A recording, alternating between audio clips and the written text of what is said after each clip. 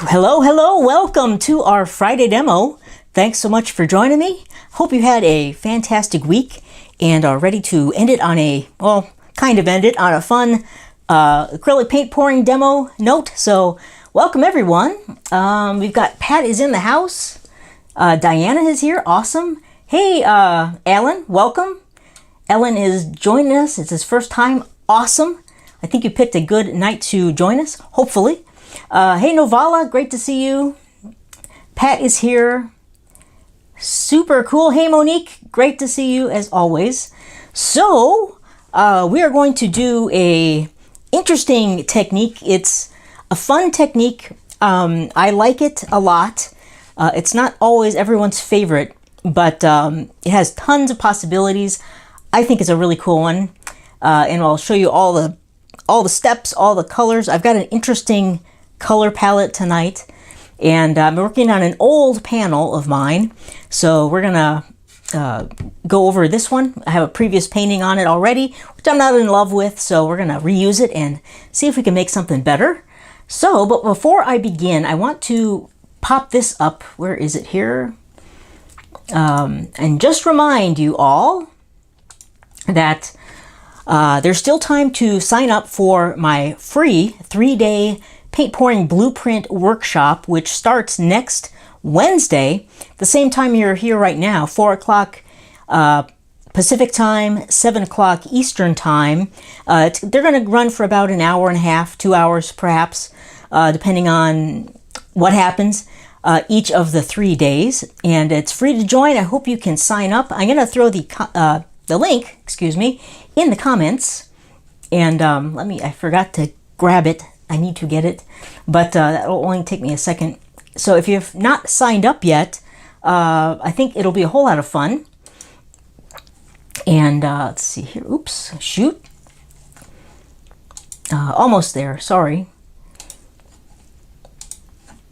And I'll share this also later, maybe at the end of our demo. So I'm going to just put it in there. I'll pop it in right now. So if you just go to acrylicpouringacademy.com/blueprint, that is the link to join the workshop. You can read about it and what we're going to be doing in there.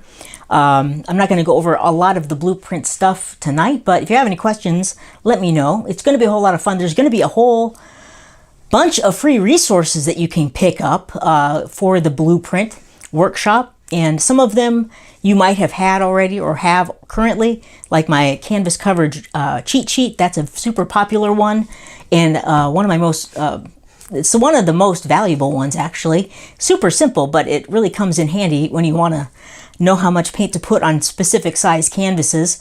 I'll have some paint mixing formulas also available, as well as you can pick up my pouring journal, some supply lists, a few new resources that I'm creating. So it's going to be a whole lot of fun. So if you have not joined us yet, feel free to join us. Quick note to my current members, I'll be sending you all the links anyway, so you don't have to join if you don't want to. I'll send you everything in case you want to join us at the workshop. Some of it will be review, but there's going to be some cool new stuff in there as well. So, and there will be an opportunity after you sign up for the free workshop. If you want to upgrade, there is an opportunity to upgrade and get a free, or not a free, it's a paid upgrade, but you can get a bonus day, which we'll be doing on Saturday. So, and some additional resources that you wouldn't be able to get otherwise. So it's a pretty cool deal. You can go read about it, and we'll see if I'd hope to see you there is what I'm trying to say. I have too many thoughts going on. So all right, welcome everyone. So we've got some more people joining us. Excuse me. All right, so let's go ahead and get started. I'm going to remove the banner here, and I'll bring it up at the end of our demo, and I'll share the link one more time as well. So cool. Now, if you have any questions, I'm going to be trying to do this from now on, maybe, because it's hard for me. Sometimes I miss questions as I'm painting. So if you have any questions about the demo or the technique, maybe jot them down or save them, and I'll ask them at the end. I'll ask you if you have any questions at the end, and I'll be happy to answer them at the end of our demo. So maybe that will work a little bit better, so I don't keep missing questions as they come in throughout the live demo here. So, all right, let's get started. And welcome everyone who's just joining us now. We're just about to dive into our demo. So I'm going to be working on a 16 by 20 cradled panel, and I make these panels for myself, for my paintings. You could use canvas as well. Stretch canvas works great. You can buy panels. I really like to pour on really smooth, flat surfaces. I also pour on canvas a lot, but I really like working on these panels. This is a previous pour. It was a pearl pour. It was a demo. I'm not thrilled with it. It kind of went a little nuts in its pearlizing. So I'm going to pour over it and we're going to create something new and hopefully better. So what we're going to be doing today is a flip and drag technique. So we're going to be putting on a base coat. I'm going to be tilting the base coat out.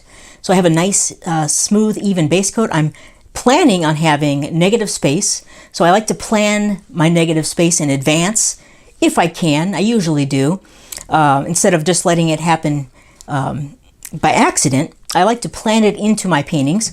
So I have created a kind of a unique, very neutral, it's a monochromatic neutral color palette, and I'll show you the colors and walk you through all of the paints. It's very earthy tones, so I think it's going to be kind of fun. I might use my combs, and I might use some of these interesting tools. These little, these are for ceramics or painting, but to drag through my paints, I might do some finger drags. I might do some lip drags with my cup. Who knows? But so I like to do stuff like that in this style of acrylic pouring. So we'll see what happens. Hopefully we get a very cool painting. So let's dive in. I'm going to flip the camera and I'll walk you through. Actually, I have to set this up and take all of my lids off. I mixed my paints earlier today, and I've got an interesting cup, a flip cup that I created. And we'll see how it works. I haven't tried it before, but I'm excited to see what happens. So I've got a big cup of base coat here, and I've got, so 5 colors really. The base coat I count as a color. Sometimes I use that and I add it to our flip cup, our layered cup. So we'll see if that happens. Okay, sorry about that. So we have everything set up, I think, and here we go. All right, so let me flip the camera. I'll walk you through all the colors we'll be using today and some of the tools we might use and my interesting flip cup experiment. So here we go. And all right, so here is my pearl pour, which it just got way too pearly. It lost a lot of the contrast, so we're going to just pour over this one.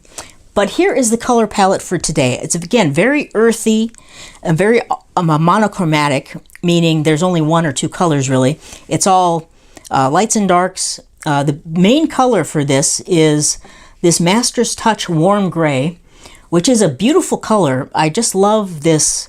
It's an off-white color. And I've added some silver. I just used Artist Loft silver in there.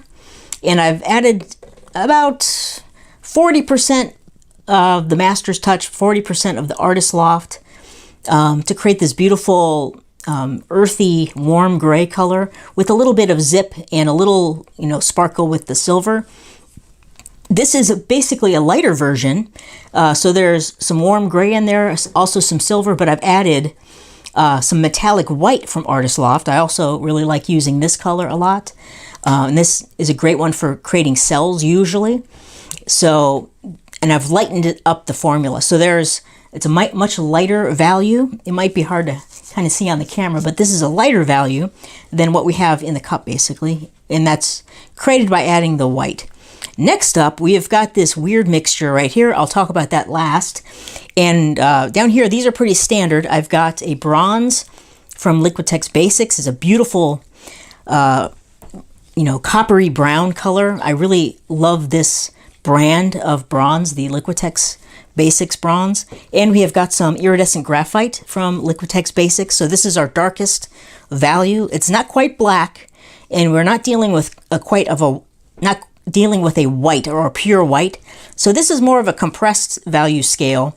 I've talked about that in my membership several times. So it's not a full value range from white to black. It's a little bit more compressed, but we still have a nice range of contrast from very, very light to very dark. So that is the color scheme. Here, the last color is kind of a mixture of, it's a little bit of the bronze, it's a lot of the silver, and it's also a little bit of our warm gray. So it's these three colors.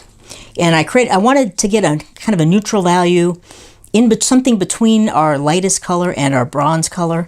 It's a very interesting kind of grayish, well, they're all kind of grayish, I guess, but it's an interesting blend between kind of our bronze and our warm gray. So those are the color schemes, or the color scheme, very earthy, very neutral, and we're going to be we're going to be layering a cup, and then we're going to be flipping the cup on our canvas, and then I'm going to be dragging that around, releasing the paint into our base coat, and then maybe doing some manipulation, tilting quickly, and trying to create something very cool and unique. So I'm going to move all our paints away for the moment, and I'll walk you through the tools that we might use. So I've got some combs. These are some combs that I've used many times for painting. They come in a set. It's a kind of a cool, fun set. These are on my Amazon page if you want to check it out. Mina of Lagos uses these all the time. Well, that's kind of where I learned of them, from her, this set. It's a very cool set, and you can do some very cool, interesting manipulations. It's really tempting to overuse these, which I try to limit myself. But they can create some very interesting, cool shapes and effects. So we might use some of these depending on what happens. You never quite know. These are some dotting tools. They come in different sizes. I've got some kind of smaller ones, bigger ones, and this also came as a set. But this is kind of like doing a marble roll, only you're kind of controlling it with your hands. So it's not as random as a marble, or you don't have to be exact as a marble. You can kind of move this across your palette and kind of roll it across and do some interesting things to create some cool blending and some cool effects. So we might use those. And then we might use our fingers a little bit, maybe a lip drag. We'll find out. We'll see how things progress. And then I'll talk about my new invention, my interesting flip cup. So here is let me move this aside for a moment. Might be interesting or easier to see. So I have these cups, and I like these a lot because they have a really little base. They're terrible cups because they tip over really easily. They're just cheap plastic, but I bought them specifically for this very small base. And so they normally go like this and, stand up like a normal cup. But what I did is I cut the bottom off of it, and then I used the Glad press and seal wrap, and I stuck it in some press and seal. I worked it on there really tightly. So now I have created a reverse flip cup. So this is now the bottom. This is now the top. And the reason I did that is because I'm going to be flipping this over on my canvas. I want the paint to come out of the small end of the cup, not the big end. When you're doing a flip and drag, I like to use a smaller cup or a smaller size opening, so I can kind of control the paint release a little easier. If you use a big cup, it all kind of wants to come out all at once. Then all the paint's in like this little tiny puddle over on one side of your painting, and you have to kind of get it over on the other side. So that's my new invention. I'm going to be adding about 5 ounces of paint of our layered cup to our base coat. And for a 12 by 16, normally I would be using about 13 ounces total. If this was just a standard flip cup that I would flip and tilt over the whole canvas.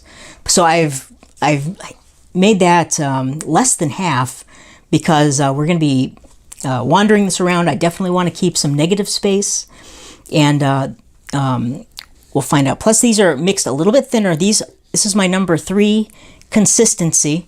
And in case you don't know, I have a consistency chart from 1 to 5.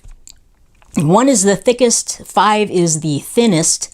which is almost with it, no mound at all in number 5. We're working with number 3 today, which I call the very slight mound.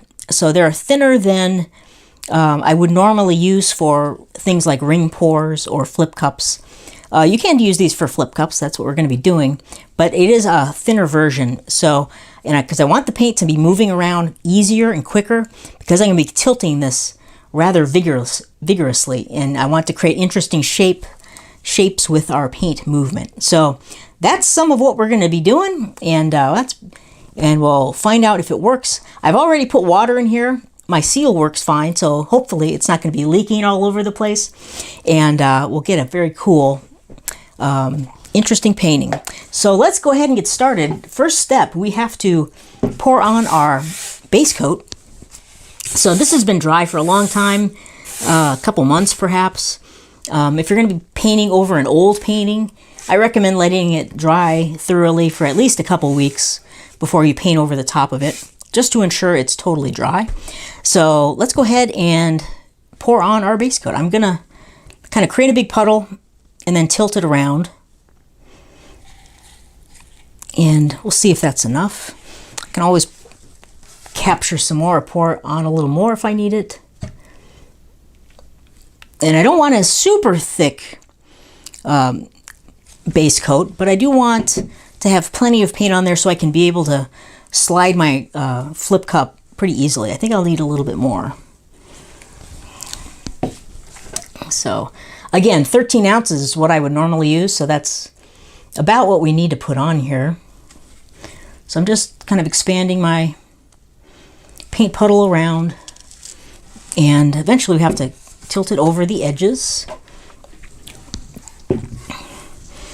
And if you have a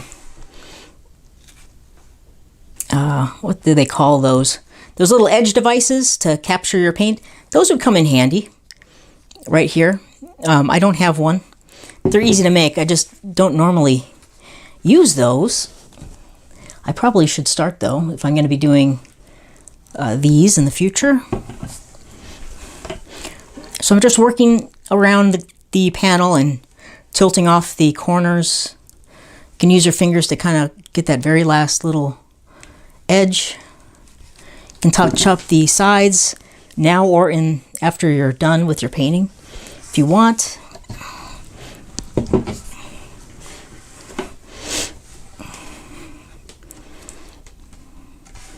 So I'm just letting the paint kind of come down the other side.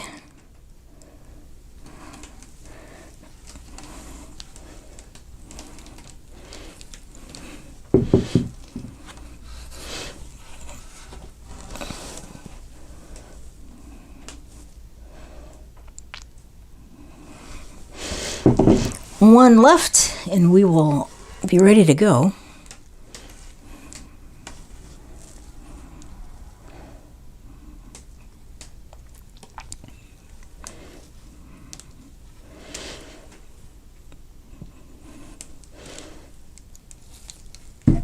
Okay, just grab some of the paint off my table and hit any spots I missed. It's looking pretty good. I'm going to just take a second here and pull off some excess.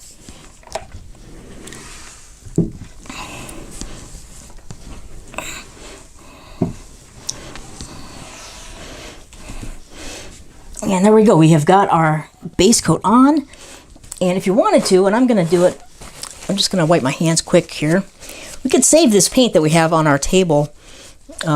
I don't really get tons of runoff when I do that tilting technique, but you do get some. So I'll just quickly, with my palette knife, scoop it up and stick it back into my cup. We could use it later for touch-up or for adding to our layered cup if we need it, or just saving it for another painting. So it just takes a couple of seconds. And there we go. We've got the bulk of it. still be some drips and stuff that we're not gonna save every single last drop of paint, but we saved quite a bit there. All right, cool. I'll set that aside, and we can now layer our flip cup.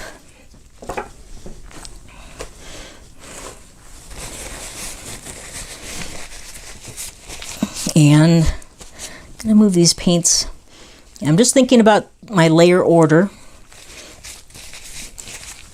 And so final thing I'll say about this particular flip cup that I'm using, it's a tall cup. I'm only gonna be putting in about 5 ounces. So that's like about half the cup size. So when I flip this over, we're gonna get all that paint dropping to the bottom of the cup. That's gonna create some interesting mixing and blending of colors, which is good. I'm not opposed to that. I want some interesting mixing and blending that can also create some cells potentially as well. So that's an interesting aside, but I thought that was cool. For this particular cup, we're gonna get that extra little blending of colors. So I'm gonna start with, I think, my lightest color. And remember, when you do a flip cup, the first color you put in will be the last one to come out, so it'll kind of be on top. It doesn't always work that way, but I'm gonna put a little more. But oftentimes it does. I'm gonna just progress up. And here's that kind of middle value color. And then I'm gonna put in my dark next. This is the dark, and it's kind of sinking right in there. Again, these are thinner than normal. And then I'm going to put in my bronze color. Then I'm going to go back to the light color here. I'm going to try, I don't love the way those are kind of sinking all the way down. I'm going to try to layer it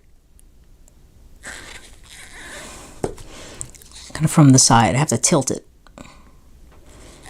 Yeah, I like that a little bit better.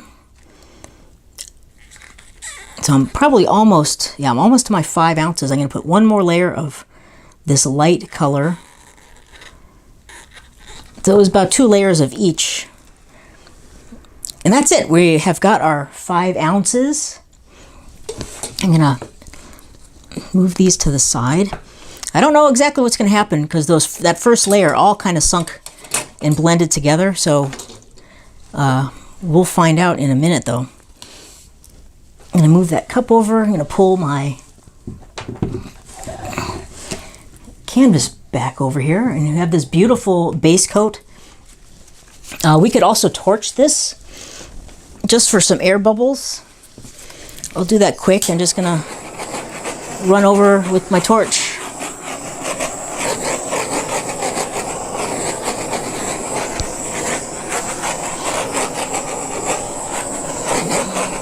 There we go. We got some air bubbles out, and we're ready to put our flip cup on. Now, when I put the flip cup on, I'm going to put it closer to an edge, and I'm probably going to start down here, and then I'm going to kind of move the cup, maybe a little bit of a wavy line, not straight across, but kind of at an angle, at an angled trajectory or something like that. We'll see how it goes. So I've got my little flipping tool. This is just a kitchen chopper that I like to put over the top of my cups. Makes it a little easier to flip them. So I'm going to put that on the top, and I'm going to flip the whole thing, and there we go. We had that big, I lost a little bit. That's okay.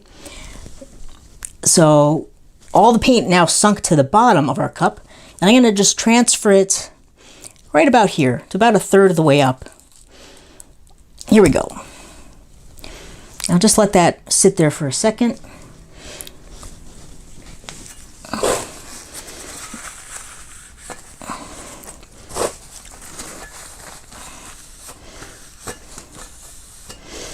And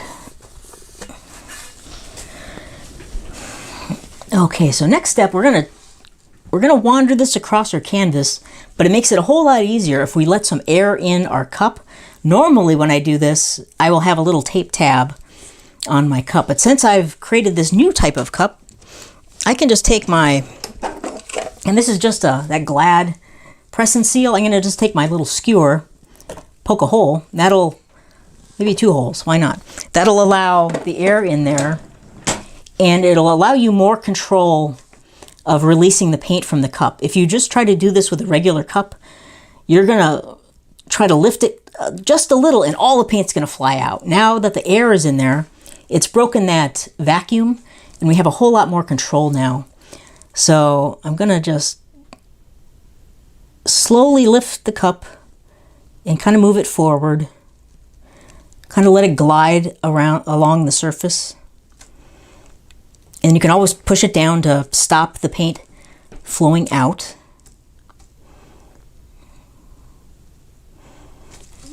I'm liking what's happening. I'm going to give it a little spin. You can kind of create a different flow of the paint.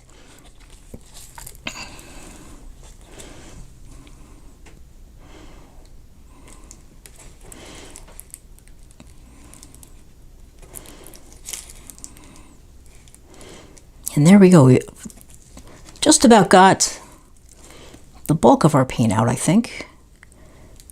Yep, there we go. So I just pulled the cup up and it's all out of there.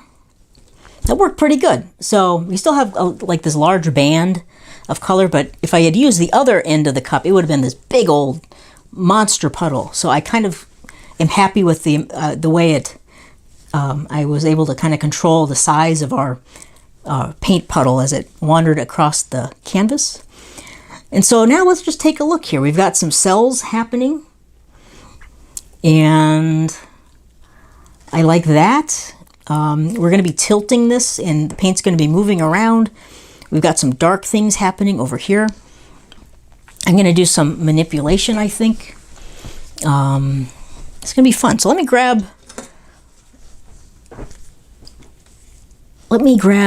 some of my combs.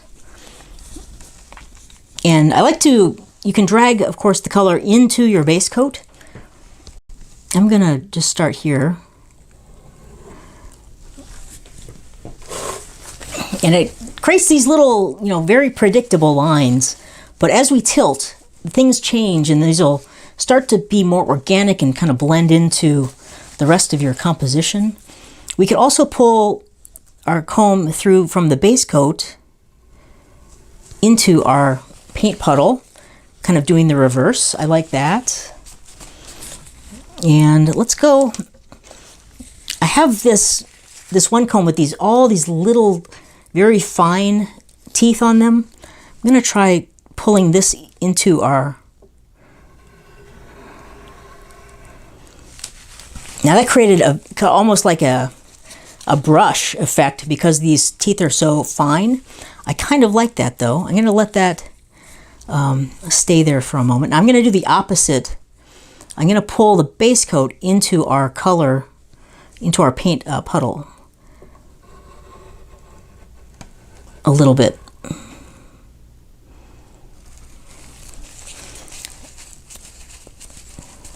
Cool. I kind of like that. And again, all these things are going to change as we continue to tilt. I'm going to take my big one and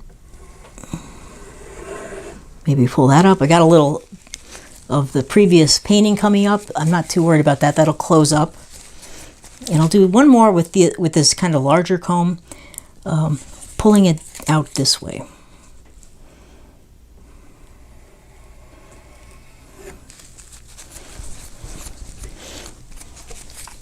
So that's enough of that. Let's just try doing our little marble roll tool. And you can just kind of turn it and pull it through your painting.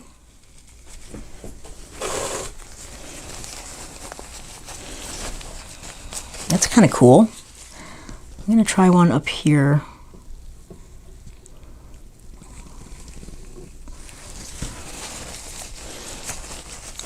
And we can do the opposite. Again, we could take from our base coat, roll it into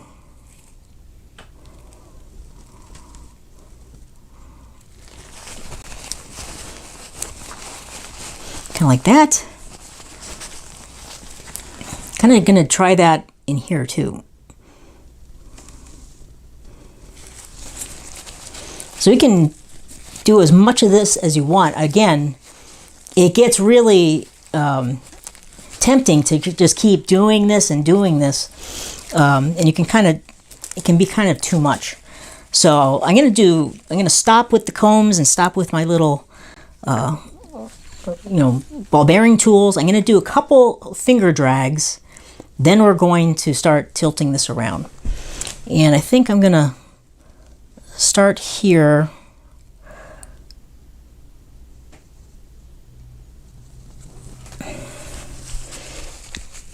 And I want to create some interest going into our composition here.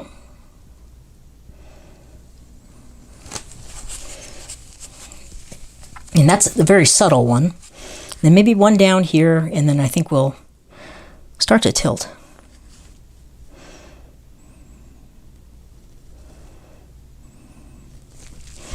Okay.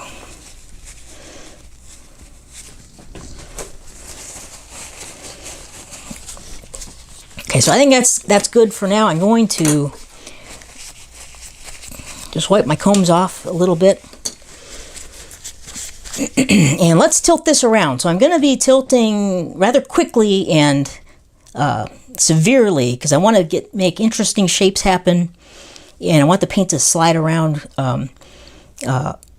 in random ways. And to do that, we have to kind of move kind of quickly and with a little bit of intention. So kind of twirling it around.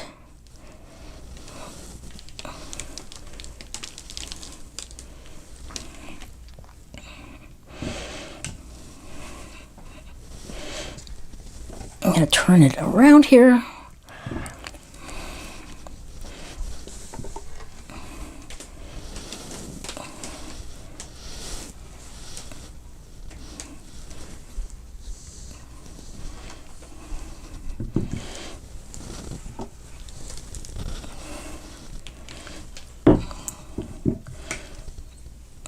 Cool. Okay, let's take a look. Now these paintings can go pretty quick once you do the tilting. And let's just see what we got. I like what we have. Let me center this up here.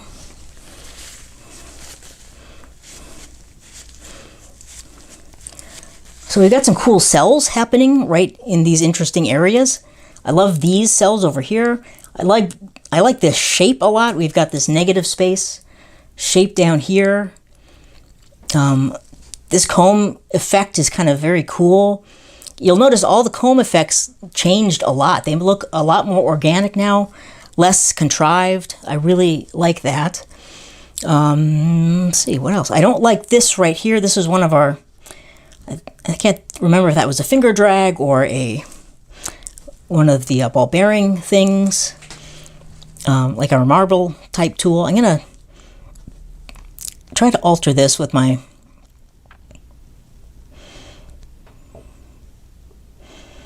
I'm just barely touching the surface. That looks better. And since I did that once, I want to probably try to do that one more place. Otherwise, that's going to be too unique. I'm going to do it right here. There. Now we have two of them. 3 is always better. I'm going to try, this is a weird kind of cell. I'm going to try to do the same thing. Again, I'm barely touching the paint. And I like that. I'm going to do a little more tilting. And once I tilt again, these will kind of get a little bit more incorporated. But now you could, if you like what you have, you could leave it. You could do a little bit more manipulation and then one more like tilting session. It all depends on your composition, what you like, what you're looking for. I really quite like what we've got here. This is a little strange. It's kind of broken up right here. I wish that was a little bit more connected. Maybe I'll try connecting this back up. So again, just barely touching that. It kind of did something. I might tilt this little drop off.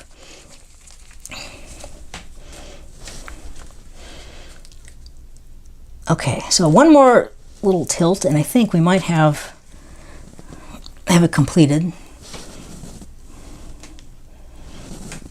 So I'm going to turn it around one more time.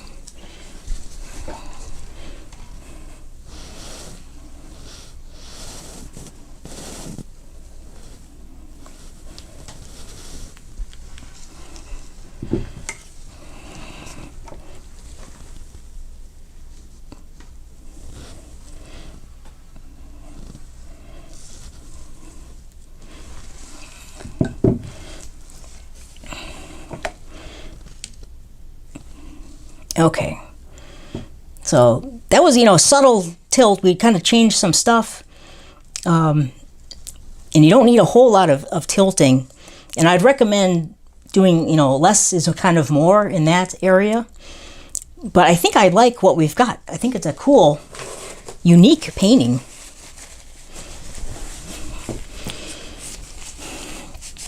And these little final finger drags I did, they did change quite a bit, so I like that. So I might be done, I think, with my... I think I might be done with this one. Let's see. Just taking a look at it. And we changed kind of this corner a little bit, but we still have the same feel. I like that. I like this corner.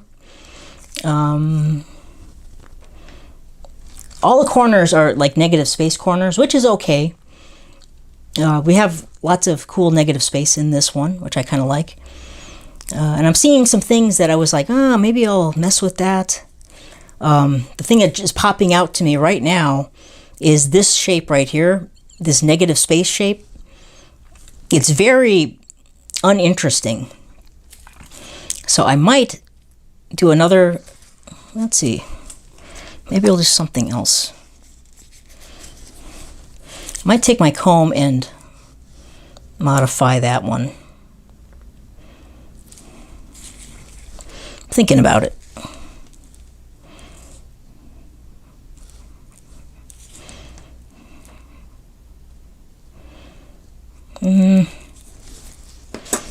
Thinking maybe I'll take, I think I'm going to take this one. I'm going to give it a try here. Nope.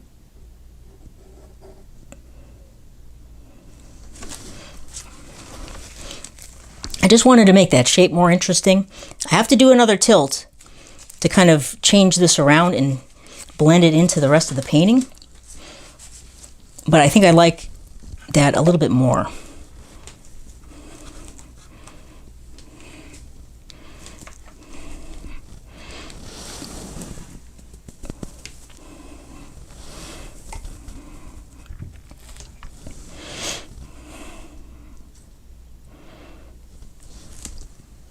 Yeah, and that's a pretty, you know, small little detail, but that one kind of jumped out at me. I didn't love it.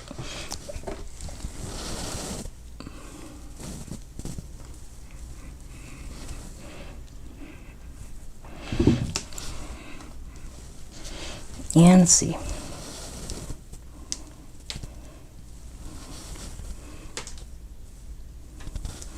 Just kind of looking at that, I'm just trying to manipulate that a little bit more.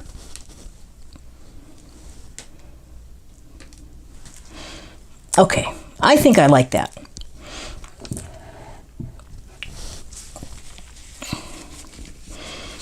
So there we go. That's a very interesting painting. We got a lot of cells that happen in that one, which is kind of cool.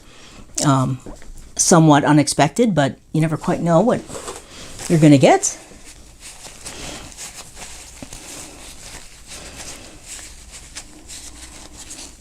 So there we go. I think I'm going to call that one good. Now it's a much more subtle painting. I wish I had more darks in this one. More of our obsidian, or our iridescent graphite, excuse me. It's over here and it's kind of a little bit throughout. Wish it was a little bit more prominent. Our beautiful bronze kind of got blended And that's, I think, because of that first layer. That first layer really kind of blended together when I poured it in the cup. So if I was to do this again, I probably would have paid closer attention to make sure I get floating layers in my cup instead of those layers that mixed together too much.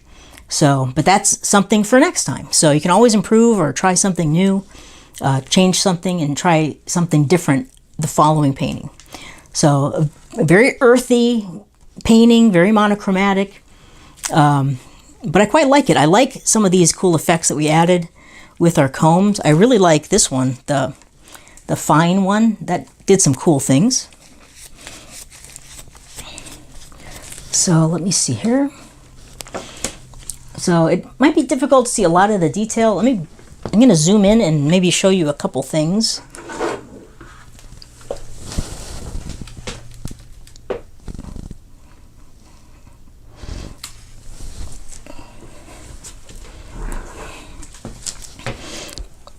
So I'll just pull this down. So here's that top corner. And I really like those subtle, very thin, fine lines. There's that comb that I kind of ended with. And that created a very unique effect, which I really like.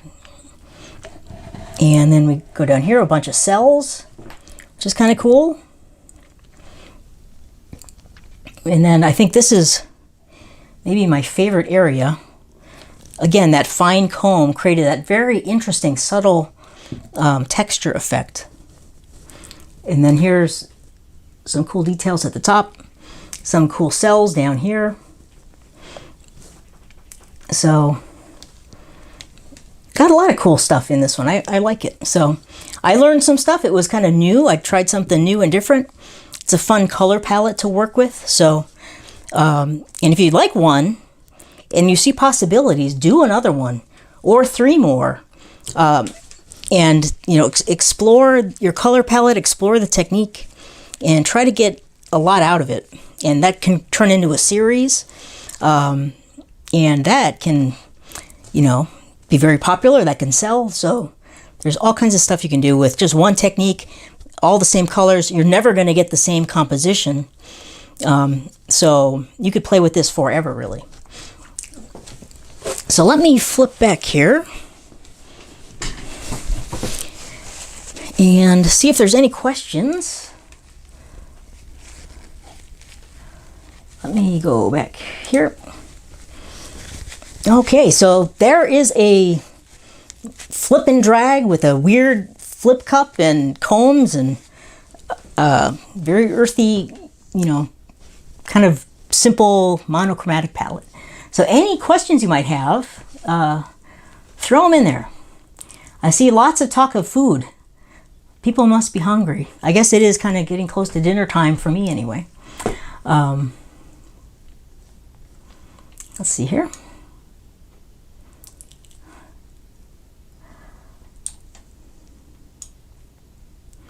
So I'm just checking to see if I missed any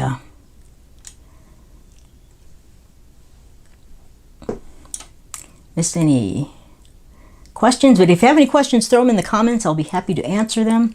And I'll also let me pull this back up, my little banner. So here is the schedule for our workshop that's next week.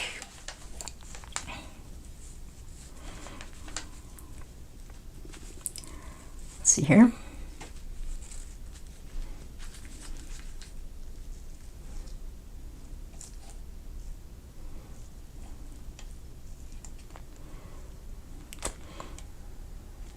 And Lily has got a question. This was from earlier. She says, Brad, you use catalyst wedges, asking me if I use them. Will you demo them sometime? I love what the artist Saw does with them. Hand pink waving. I don't know what that means, but I've tried catalyst wedges before with different techniques. You can use them for fluid art or something like this with paint pouring.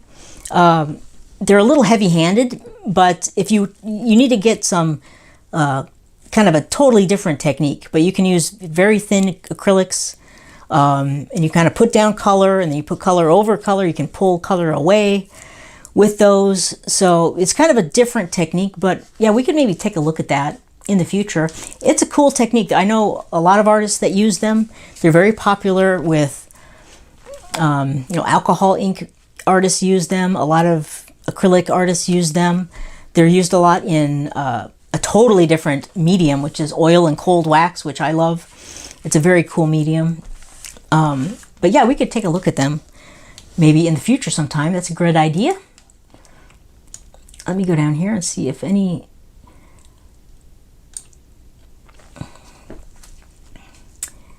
And Anne's got a question, and she's asking, when you are painting over a dried previous pour, do you re-gesso the canvas? Personally, I do not re-gesso over acrylics. When I gesso, I only gesso on like a pre-gessoed canvas. Like if you buy a canvas from the store, usually they all have a coat of gesso on. You can add gesso over gesso if you wanted to get a different, like a texture with gesso or a smoother finish, or eliminate some of the canvas texture. You can add additional coats of gesso. It's not necessary, but you can do it. I gesso over my panels. There's a whole process to finishing, raw wooden panels. But over acrylics, I do not put more gesso, because gesso is really designed to bind to cotton, the cotton, or over acrylic primers kind of that are meant to be gessoed over. If you gesso over acrylics, not saying it will happen, but you might get an issue with the bonding, and the gesso could actually peel away from a previous pour. So I just pour right over the acrylics. No need to gesso. Now, if you want a different color, like if you have a bright painting, you want to put a white, you want it back to white or something, you could just paint a thin coat of white paint right over the top of your painting. But I recommend not gessoing over a previous pour. Just pour over it, and more than likely it will be covered completely. Or you could put another coat of acrylic paint over the top. But I really don't use gesso to do that, though. There are other people that do, and but that's just my opinion. Good question, though. And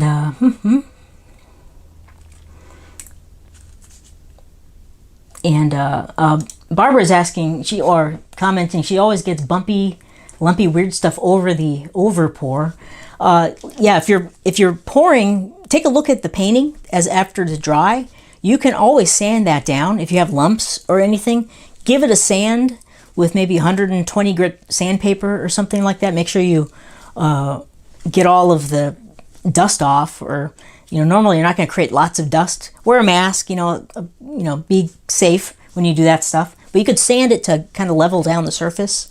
And also, if you do paint a thin layer of like a solid color like white, it's much easier to see all those lumps and bumps and things, unless you have like a really textured, super thick layer of canvas or layer of paint on your canvas already. So, see here.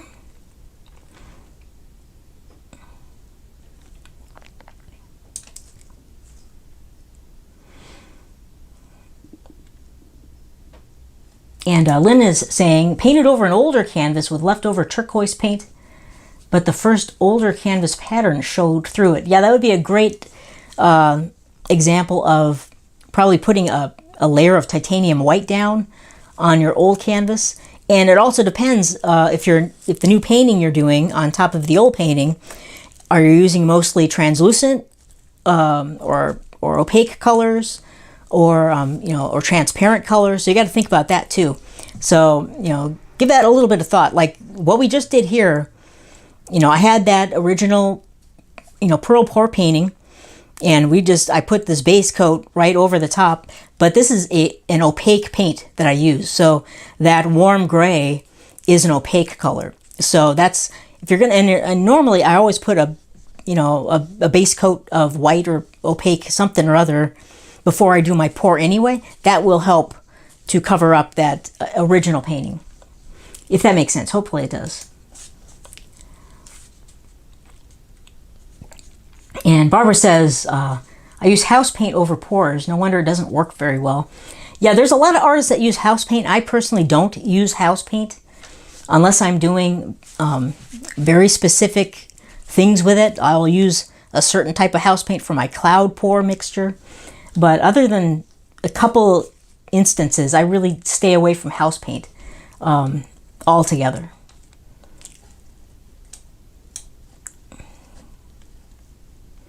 And Diane is asking, please remind me what your pouring medium was.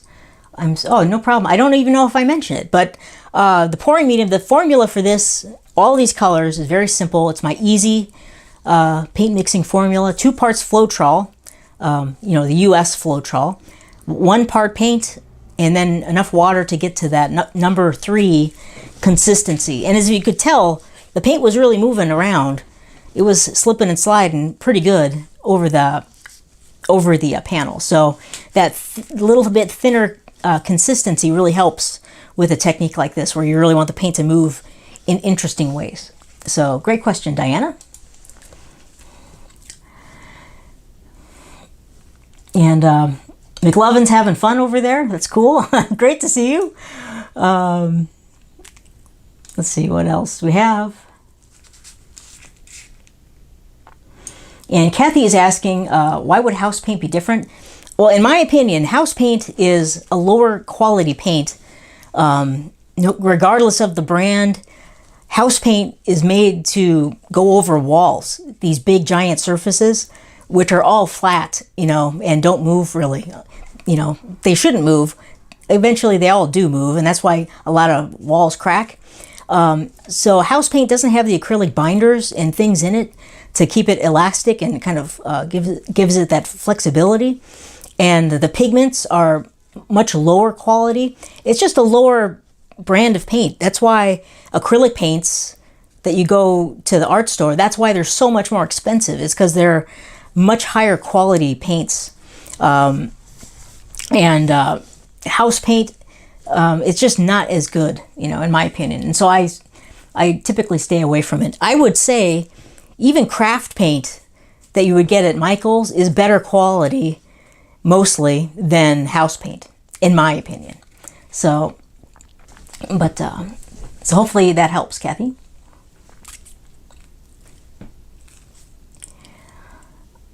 And Monique has got a very important question. This is a critical question. Everyone pay attention. If you had to choose between pumpkin pie or cheesecake, which one would you choose? For me, it'd have to be, oh my gosh. Well, I eat lots of pumpkin pie every year. I don't eat lots of cheesecake. And it's probably because if I eat a little bit of cheesecake, I end up eating like the whole cheesecake. So, but like if it's the end of the world, I'll probably go with the cheesecake. So, but other than that, probably pumpkin pie is my go-to. Good question, Monique. And Naval is asking, if you do a black coat first, the colors won't show through the paint.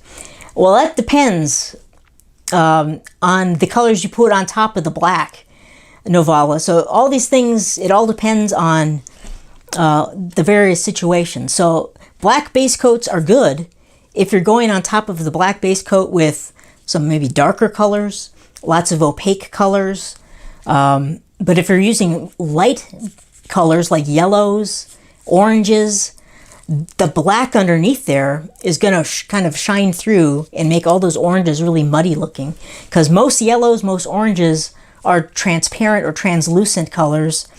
So, and they can shine, they'll kind of, whatever's underneath them will kind of affect their color. So it all depends.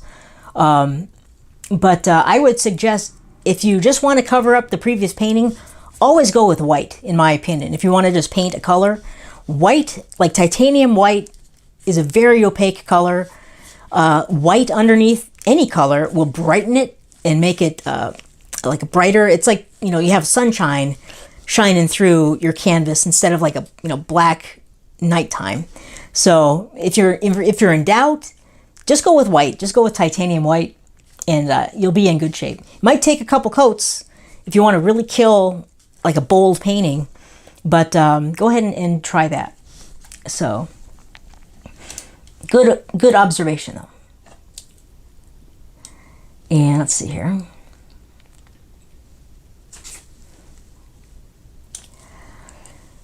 And everyone's answering the important question. I see lots of cheesecakes coming up as the answer. Good choice. And Lynn is asking, is turquoise transparent? It depends on the manufacturer. Some are translucent, some are, I'd say most of them are leaning towards opaque. But some of them are translucent, which is, semi-transparent or semi-opaque. So, but it all depends on the manufacturer, really. So, and most of the paints will say right on the tube what the opacity or transparency is.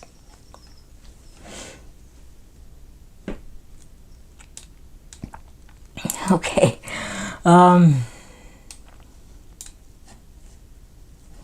Let's see here.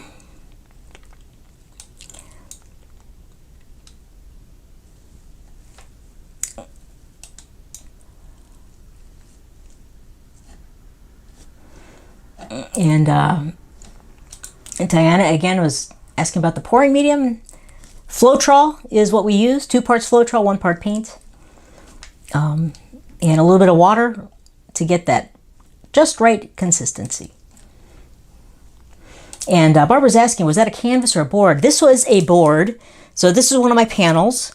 I poured over an old painting and I just poured right on top of it. So I didn't do anything with painting it or whatever. I normally just paint right on top. I never really have any problems with that, but that was a panel.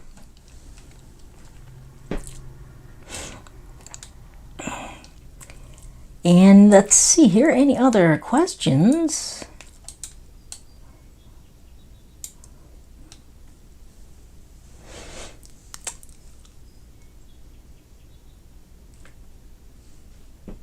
And, uh-oh. Carla's got a tragedy. She says she mixed up paint with the glue formula today and knocked it over. Brand new quart. Oh my gosh. Yeah, I've done that before. Yeah, paint disaster. Sorry about that, Carla. Alrighty. Let's see, any other questions? Any final questions? Lots of fun chats going on in the chat. Chrissy is asking a question. Chrissy is asking, do you have a preference in brands for canvas? I use a couple different brands and I guess say qualities of canvas. I do a lot of experimentation and demos on just the really cheap value pack canvases from Michaels, the Artist Loft value packs. Those work fine for paint pouring, for doing demos, for practicing, for experimenting and doing, trying new things. I like those quite a bit. I create my own panels, which I like probably the best because I can make them exactly how I want them. But I've used Blick Premier canvases from blick.com. Those are good canvases. I really like how they build them. They're very solid with very beefy stretcher bars, so I really like that. The only thing with the Blick Premier canvases, I find the texture is just too rough. I just don't care for the canvas texture as much. But the best canvases probably that I would recommend and that I use for more of my professional paintings or paintings I was going to sell if I do them on canvas are the series, what are they called? Series 4 from Michaels. It's the, I can't even remember what the color of the pack is. I think it's the blue, just one second. Oops.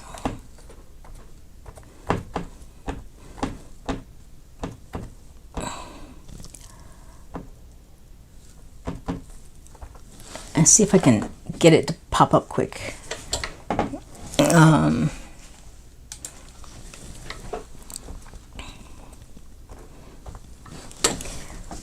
Sorry.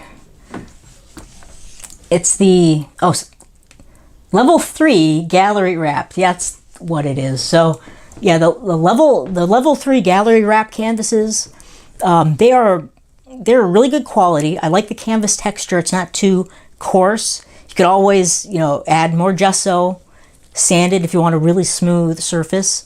They have good stretcher bars. But the greatest thing about those canvases is you can go on Michaels and buy, I think, the Pro Packs. And the price of those Pro Packs that you buy online through Michaels are going to beat the socks off of pretty much any other, I'd say, any other comparable level of canvas. So they're a really good deal. And so you have to spend maybe a couple $100, depending on the size of your canvas, but you get a pack of, you know, 6 to 12, whatever the packs might be. And they are far cheaper than buying them in the store. So go online, look for Michaels Pro Packs. You can find them. And that's the best deal you can get. And you'll save yourself a ton of money. And you'll still have really high quality canvases to use. So that is my recommendation for canvases. Great question, Chrissy. And let's see here. Any other questions? Final questions?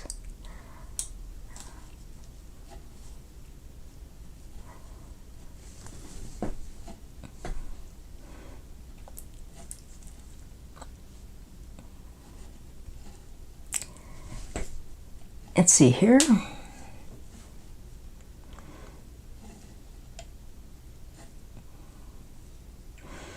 Lynn is asking, there was Floetrol. I think we're back to the turquoise question. Yeah, there's always Floetrol in all the paints usually. It can make a difference because Floetrol does dry clear. It can kind of up the translucency of your paint a little bit. But it depends on what the color was that was underneath it, how much paint you used, how much tilting. So there's a lot of factors that go into that. So I'm not sure if I can answer your question 100%, Lynn, but hopefully I did. And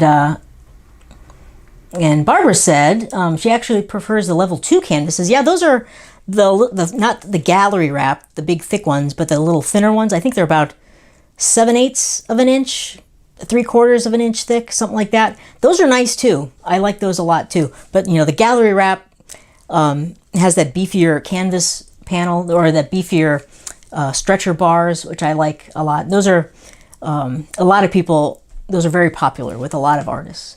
But yeah, those level 2 ones are pretty good too. Let's see here.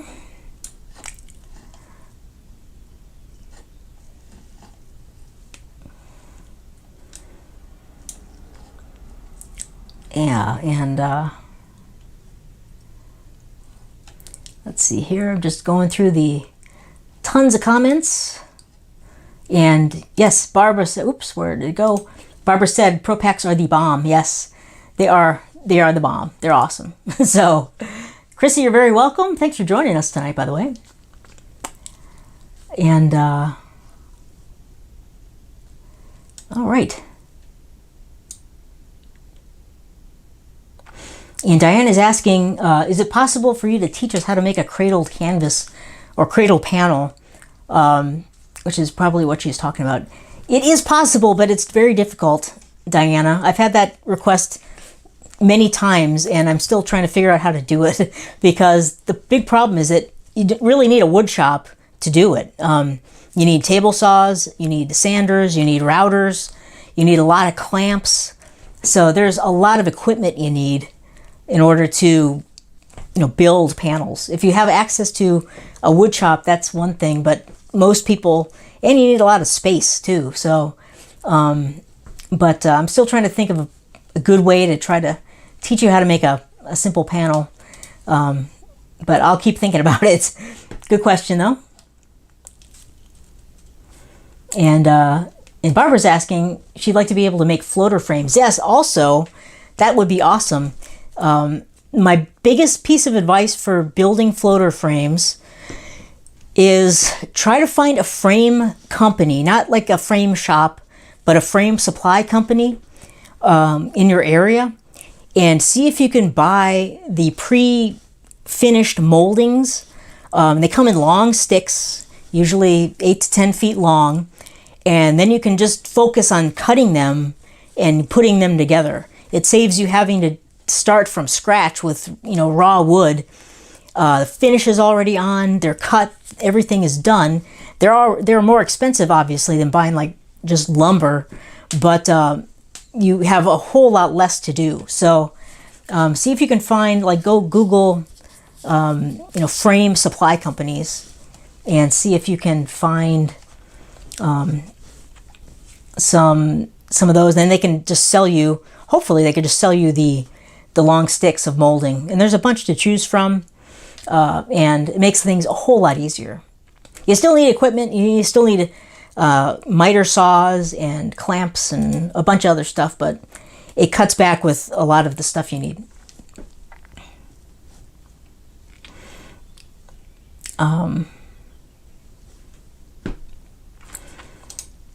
And Anne is asking, are we cleaning canvases that have silicone before covering with alcohol? Well,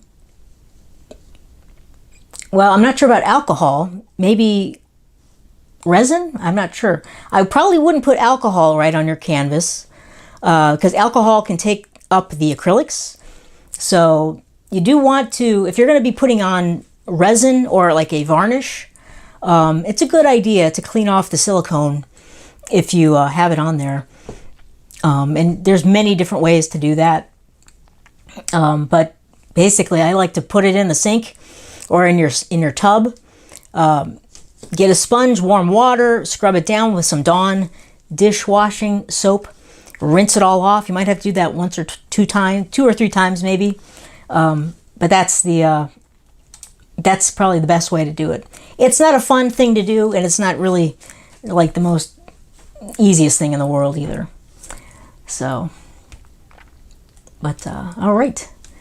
Okay, I don't see any other questions at the moment, but thanks so much for joining me. Thanks for all the great comments. Thanks for all the fun chat in the comment section. And final pitch for joining the 3-day workshop next week starts on Wednesday, March 8th, goes through Friday, March 10th, I believe. And then there's a bonus day that you can sign up for if you want to.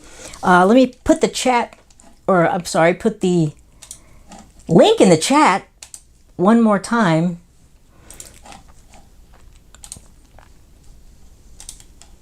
And there you go. So you can go read about it, check it out. If you have any questions, you can always send me an email or message me on my website. I'd be happy to answer any questions. Thanks so much for joining me. Hope we have a great weekend. And I will talk to you next week. Take care, everyone. Bye-bye.